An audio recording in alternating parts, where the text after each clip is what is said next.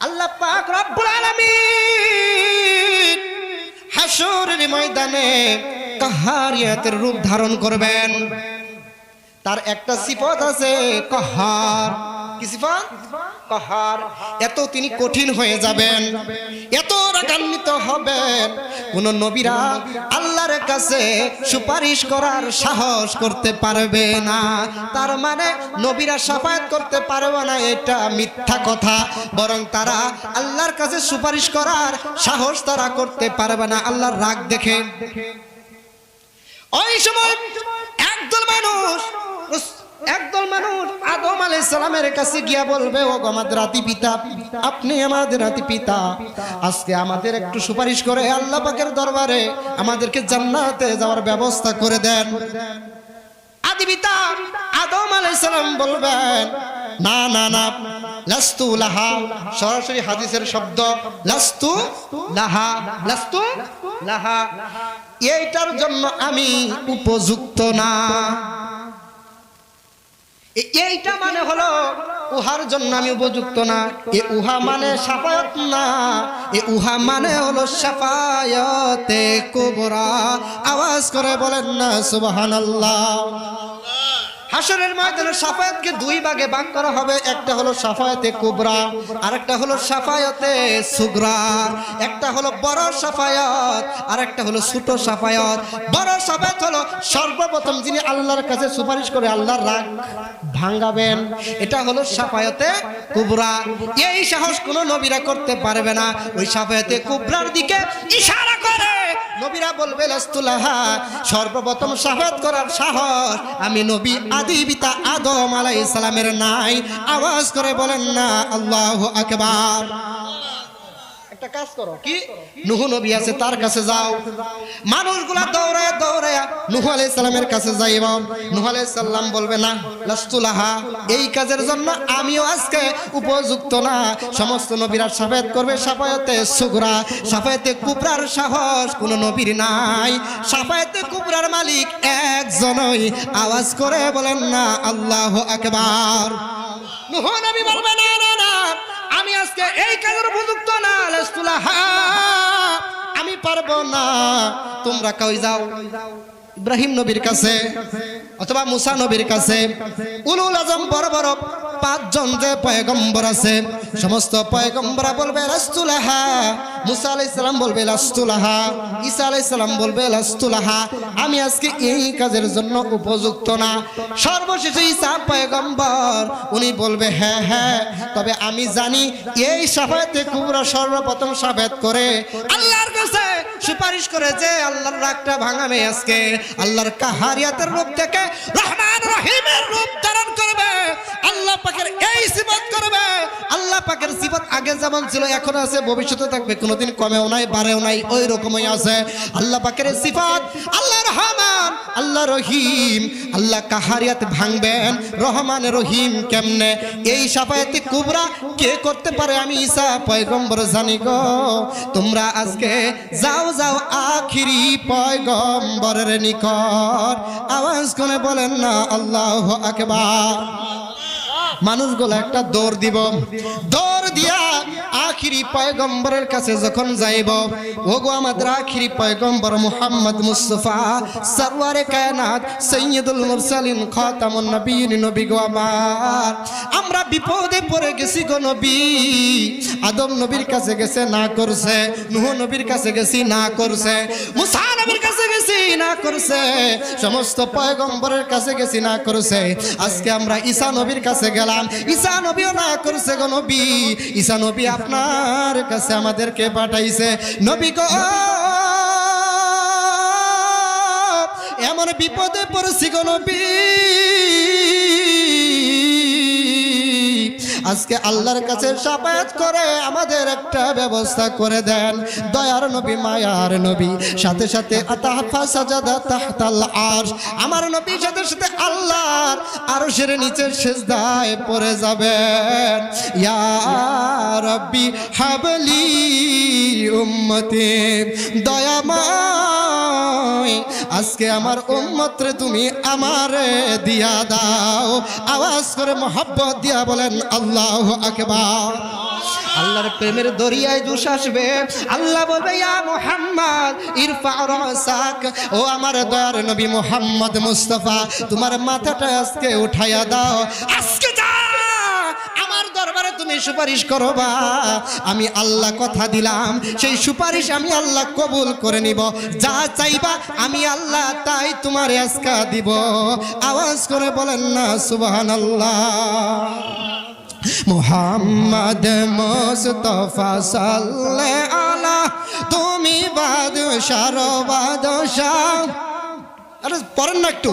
মুহাম্মদ মুস্তাফা সাল্লাল্লাহু আলা, তুমি বাদশার বাদশাহ কামলিওয়ালা। মুহাম্মদ মুস্তাফা সাল্লাল্লাহু আলা, তুমি বাদশার বাদশাহ, লা তুমি বাদশার বাদশাহ, তরানে वाला তুমি বাঁচানে वाला। সুবহানাল্লাহ বলেন। হুজুর শিরক করতেন, আল্লাহ পাক তো বাঁচানে वाला, আল্লাহ পাক তো তরানে वाला, রাসূলকে কেন আপনি তরানে वाला বাঁচানে वाला বলেন? আরে তুমি বুঝো নাই, রাসূলকে আমি তরানে वाला বাঁচানে वाला কেন কইছি জানো? কেন কইছেন? আরে রাসূলকে আমি এই জন্য বলছি তরানে वाला, হাসরের ময়দানে আমরা গুনাহগার উম্মত যখন বিপদে পড়ে যাব, আল্লাহর কাছে শাফায়েতে কুবরার মালিক হয়ে সর্বপ্রথম আল্লাহর রাগকে ভাঙিয়ে আমাদেরকে শাফায়েত করে জান্নাতের মাকামে যিনি নিয়ে যাবেন তিনি হলেন আহমদ মুস্তাফা মুহাম্মদ মুস্তাফা সরওয়ারে কায়নাত খাতামুন নবীন রাহমাতুল লিল আলামিন সরকারে দো আলম মুহাম্মদুর রাসূলুল্লাহ। সুরে বলেন সাল্লাল্লাহু আলাইহি ওয়াসাল্লাম। তিনি আমাদের রাগকে তিনি আল্লাহর রাগকে ভাঙিয়ে আমাদেরকে সেদিন বাঁচাবেন। এই জন্য আমি বলছি তরানে वाला তুমি বাঁচানে वाला, তরানে वाला তুমি বাঁচানে वाला, উম্মতের দরদি তরানে वाला। মুহাম্মদ মুস্তাফা সাল্লাল্লাহু, তুমি বাদশার কামলিওয়ালা। মুহাম্মদ মুস্তাফা সাল্লাল্লাহু আলা, তুমি বাদশার বাদশাহ। পাপি তাপি পূর্ণ আধার দুনিয়া, পাপি তাপি পূর্ণ আধার দুনিয়া, হলো পূর্ণ বেহেশতি নূরে উজালা। সুবহানাল্লাহ বলে। আর কি কয় কাজী নজরুল, হায় হায় কি কয় ফেলাইছে, কয় কি কইছে, কয় দেখো কি কইছে, কয় এই দুনিয়াটা নাকি সমস্ত গুনায় পরিপূর্ণ পাপের অন্ধকারে নিমজ্জিত ছিল, বেহেশতে নূরের আগমনে সেটা উজালা হয়েছে। সুবহানাল্লাহ বলেন। পরে নবী কি নূর না মাটি? আর একটু জোরে কর, নূর না মাটি? এই জায়গায় কাজী নজরুল কয় বেহেশতি নূর আইছে, এই কারণে সমস্ত দুনিয়াটা আলোকিত হয়ে গেছে। মা আমেনা রাদিয়াল্লাহু তাআলা আনহা বলেন, আমি স্বপ্নে দেখলাম আমার গর্ভ থেকে যখন দয়াল নবীজি জন্ম নেয়, আল্লাহ রাসূল বলেন আমার মা দেখলো, কি দেখলো? তার গর্ভ থেকে একটা নূরের টুকরা বের হইছে, নূর বের হইছে। সেই নূরের আলোতে ইমাম বাইহাকি রাহমাতুল্লাহ আলাইহি দালাইলুন নবুয়তের মধ্যে একাধিক সূত্রে হাদিস উল্লেখ করেছেন, সেই নূরের আলোতে চাঁদেশের প্রাসাদ পর্যন্ত আলোকিত হয়ে গেছিল। মা আমেনা দেখলেন, বলেন সুবহানাল্লাহ। আর কি জোরে বলেন সুবহানাল্লাহ। পাপি তাপি পূর্ণ আধার দুনিয়া, পাপি তাপি পূর্ণ আধার দুনিয়া, হল পূর্ণ বেহেশতি নূরে উজালা, হল পূর্ণ বেহেশতি নূরে উজালা। মুহাম্মদ মুস্তাফা সাল্লাল্লাহু আলা, তুমি বাদশার বাদশাহ, লা তুমি বাদশার বাদশাহ। কিয়ামত পিয়াসি উম্মত লাগি, আরে কিয়ামত পিয়াসি উম্মত লাগি, দাঁড়ায় রবে লয়ে তহুরার পিয়ালা। সুবহানাল্লাহ। আর কি জোরে বলেন সুবহানাল্লাহ। কাজী নজরুল কয় যে এই দিন হাসরের ময়দানে সমস্ত উম্মত বিপদে মুসিবতের মধ্যে পড়ায় যাইব, মানুষের হাতে মাথার 1 বিঘত উপরে যখন সূর্য এসে যাবে মাথার যে মজকগুলা আছে সেই মাথার মজকগুলা টকবক করতে করতে গড়ায়া পড়ব, মানুষ পিপাসার্ত হয়ে হা করতে থাকবে। এই কঠিন মুসিবতের সময়ে 1 ফোঁটা পানি পাওয়া যাবে না, আরশের ছায়া ছাড়া আর কোনো ছায়া থাকবে না।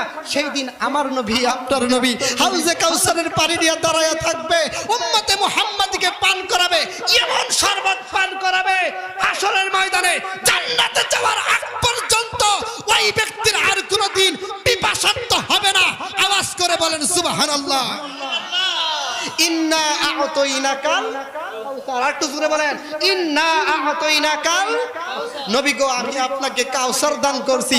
কাউসারের পিয়ালা নিয়া রাসূল দাঁড়ায়া থাকবে, তার গুনাহগার উম্মত মুহাব্বতের উম্মত যারা হবে তাদেরকে সেই দিন পানি পান করাবে, এক ঠেলায় জান্নাতে যাবে, এর ভিতরে আর কোনো পিপাসার্ত হবে না। সুবহানাল্লাহ বলেন।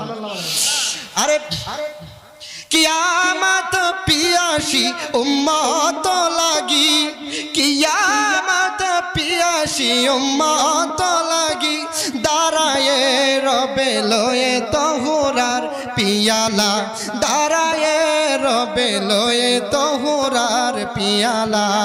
মুহাম্মদ মুস্তাফা সাল্লাল্লাহু তুমি বাদশার মহাপতে লেওয়ালা, তুমি বাদশার বাদশাহ।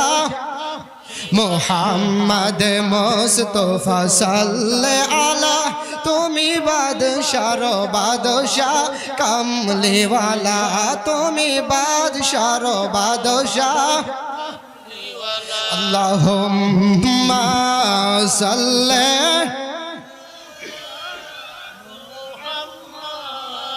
ওয়া আলা আলি ইয়া রাসূল।